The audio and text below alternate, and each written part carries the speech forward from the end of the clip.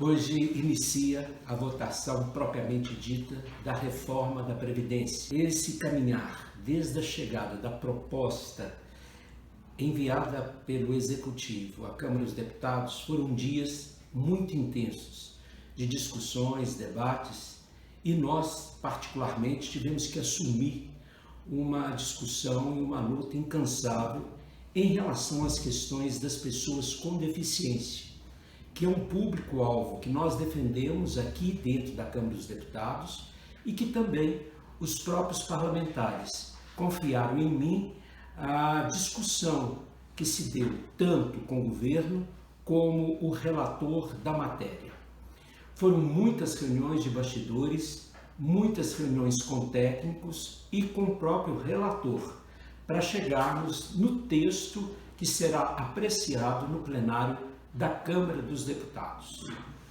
Sendo assim, eu quero dizer a todos vocês, em primeiro lugar, que não é uma matéria simples para ser debatida. A Previdência é complexa, além de afetar todos os brasileiros trabalhadores, ela traz diversas peculiaridades, tratando os trabalhadores nas suas condições as mais diversas. E por isso mesmo, merece da gente um olhar aprofundado sobre cada artigo do texto que nós vamos apreciar. Sendo assim, eu gostaria de adiantar a vocês aqui alguns pontos que nós lutamos, trabalhamos, alguns conseguimos avanços, outros não, alguns tivemos aí um ganho intermediário, mas que inclusive teremos que continuar lutando, porque muitas vezes a PEC nos possibilitou tratar do assunto em leis futuras, leis ordinárias e leis complementares. Então, vou tentar aqui fazer uma breve síntese para que todos entendam estas questões que eu, pessoalmente, particularmente, trabalhei intensamente durante todos esses dias. Em primeiro lugar, me preocupava muito porque o texto que veio do governo não responsabilizava o sistema para garantir o reajuste dos benefícios previdenciários, ou seja, eles poderiam ficar congelados. Isto, para nós, é um desastre muito grande, porque nem a inflação seria corrigida. Conseguimos apresentar uma emenda que foi totalmente acatada, suprimindo essa não possibilidade de reajustes dos benefícios previdenciários. Outra coisa que o texto original trazia é que haveria a possibilidade de poder alguma pessoa ter uma pensão por morte num valor inferior ao salário mínimo. Isso também, para nós, era uma injustiça social e conseguimos revertê-lo. A pensão por morte, ela nunca pode ser inferior a um salário mínimo, no caso de ser a única renda daquele beneficiário.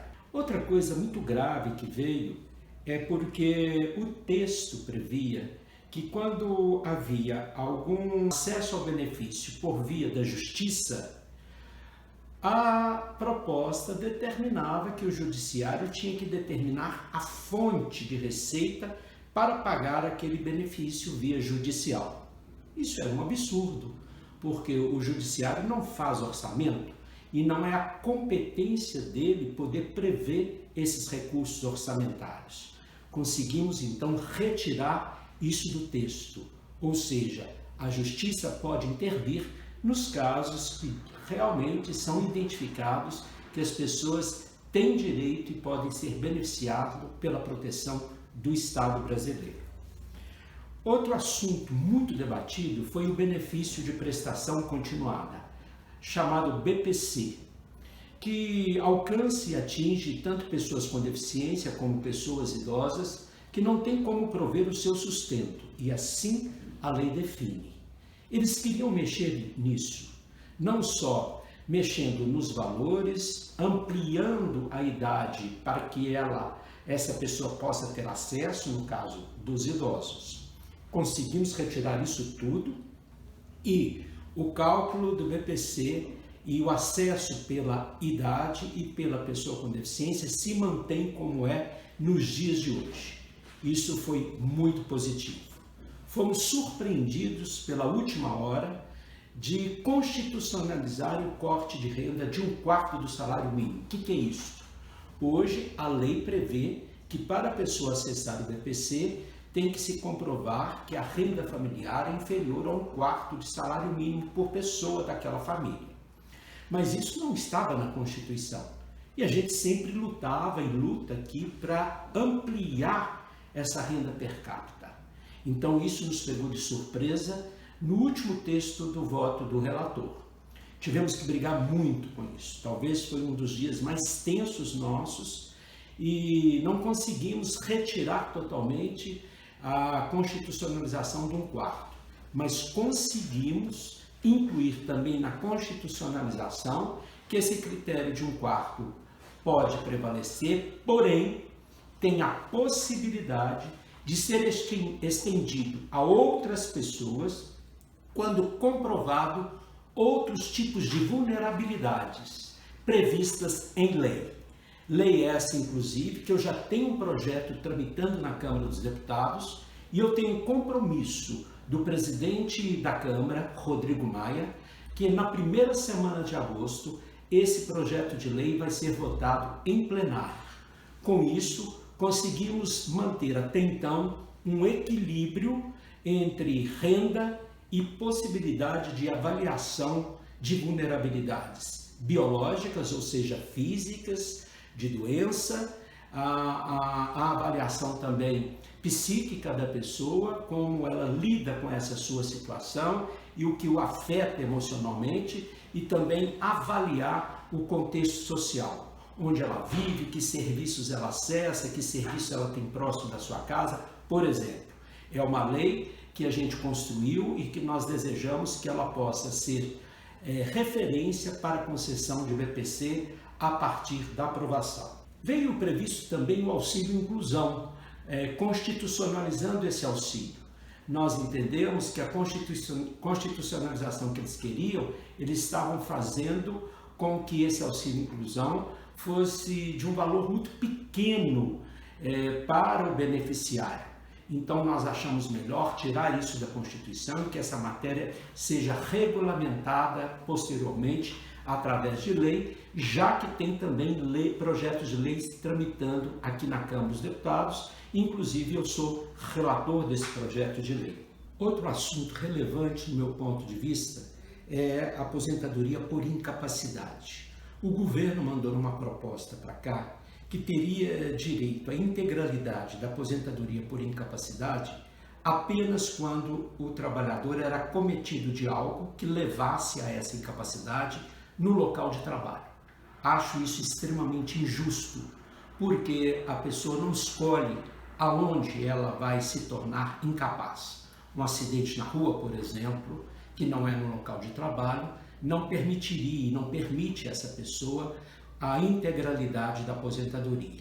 Tentamos mudar isso, para poder ter a integralidade para todos, independente do fato gerador desta incapacidade. Não fomos felizes nisso, porque permaneceu esse pensamento, esse raciocínio. Porém, o relator deu a nós uma possibilidade de prever esta extensão a outros casos através de um projeto de lei ou de uma lei complementar.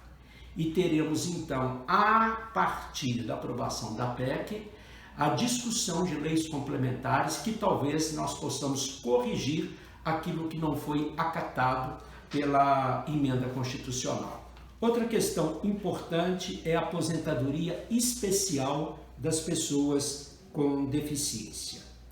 No caso, tanto da pessoa com deficiência que está no regime geral da Previdência, mais conhecido pelo INSS, ou pelo regime próprio, que são os servidores públicos, eles vão continuar a obedecer uma lei já existente, a Lei 142 de 2003, até a edição de uma nova lei complementar que pode prever idade mínima para aposentadoria.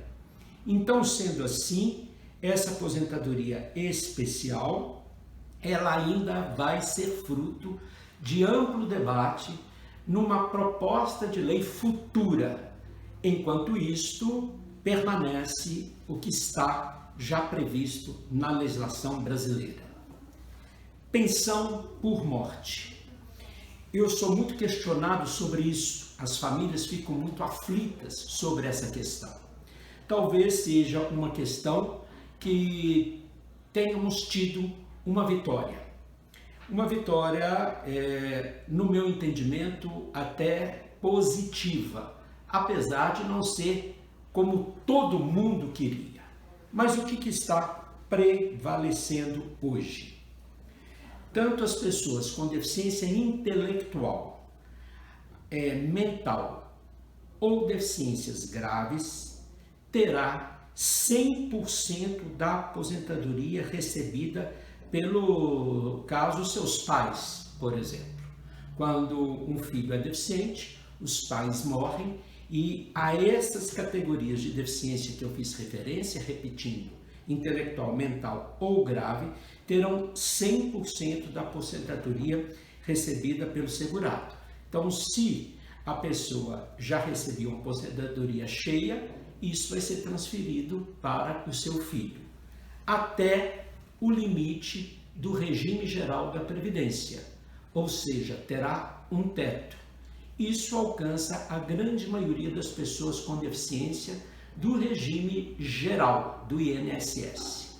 No caso dos servidores públicos, estará garantido a aposentadoria também neste teto, mas se essa aposentadoria for superior ao teto da Previdência, e no caso dos servidores públicos isso às vezes acontece, poderá ser acrescida com um novo cálculo, ou seja, vai receber este teto mais 50% do excedente e mais 10% considerando esta pessoa com deficiência como independente, e teremos aí um acréscimo de 60% daquilo que exceder ao teto do regime geral da Previdência.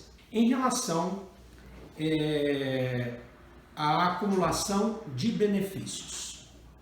A acumulação de benefícios é justamente você poder somar uma pensão com a sua aposentadoria. Isso acontece muito no caso dos cônjuges, por exemplo, né? A pessoa se tornou viúva, ela recebe uma pensão, depois ela aposenta e ela recebe hoje, normalmente, tanto a pensão do seu cônjuge, mais a sua aposentadoria. A proposta inicial era eliminar essas possibilidades.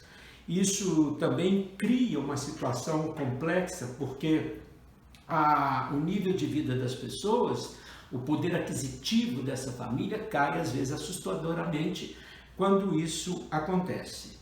Então nós queríamos inclusive modificar. Não fomos felizes na mudança hoje, mas conseguimos que o relator remetesse isso também a uma lei complementar futura, que vamos ter que debater no Congresso para ver como vamos dar esse equilíbrio para garantir um nível de vida que aquela família já está acostumada a ver.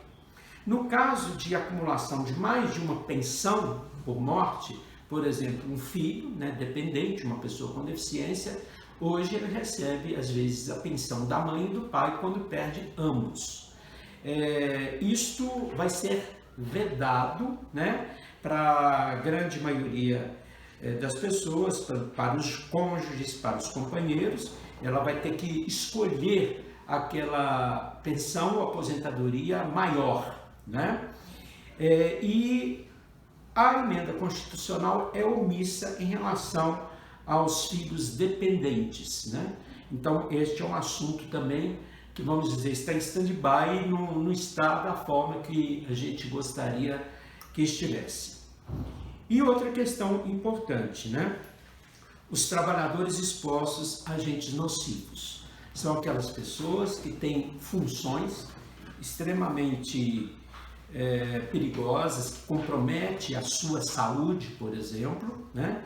E hoje a legislação brasileira garante uma aposentadoria para eles integral e também considerando apenas o tempo de contribuição, tendo como referência que às vezes aquela pessoa não pode estar exposta a mais riscos há mais de tantos anos. No caso da mineração, por exemplo, o máximo de tempo que a lei prevê hoje é 15 anos na mineração. Então a gente gostaria de que mantesse, por exemplo, a aposentadoria para esses casos, considerando também só o tempo de trabalho. No entanto, foi adicionado que além do tempo de trabalho, esse trabalhador terá que ter uma idade mínima. Isso para nós, em algumas áreas de atuação, é extremamente perverso. Porém, o relator remeteu este tema para uma lei complementar, outro assunto que vai depender depois de amplo debate. Sendo assim, está aqui aquilo que nós trabalhamos de uma forma focada, trabalhamos também em outros temas, como a redução da idade mínima, principalmente tentando garantir mais justiça social para aquelas pessoas que já estavam mais tempo dentro do sistema, porque hoje só alcança a aposentadoria aquelas pessoas que estão bem prestes a aposentar, com 2 anos, porque foi incluído apenas um pedágio nesse período. Quem tem mais do que isso acabou tendo uma regra de transição mais dura, mais forte. Tentamos trabalhar nesses aspectos, mas não conseguimos ser felizes. Agora, considerando que esses processos aqui foram garantidos, nós amenizamos em muito o texto preliminar, no meu ponto de vista, aos segmentos que eu tenho uma responsabilidade ainda redobrada em função da minha representatividade política. E para terminar, digo para vocês, o ambiente na Câmara dos Deputados hoje é pela aprovação. Ou seja, a grande maioria dos parlamentares já demonstraram no dia de ontem uma tendência à aprovação do texto. Sendo assim, eu preciso estar antenado com essa possibilidade real e na negociação garantir o mínimo daquilo que eu defendo para o segmento que nós aqui também representamos. Gostaríamos de não ter que ter a discussão da reforma da Previdência nos dias de hoje, porque, como eu falei, ela é uma questão que aflige e atinge a grande maioria da população brasileira. No entanto, diante do fato da possibilidade real de ser aprovada, eu precisava negociar pontos que poderiam amenizar as questões que foram por nós identificadas. Esta é a minha posição e venho aqui esclarecer a vocês todos os dias e meses de trabalho que tivemos que executar para alcançar o texto hoje previsto. Obrigado a todos, um abraço, estamos à disposição para esclarecimentos.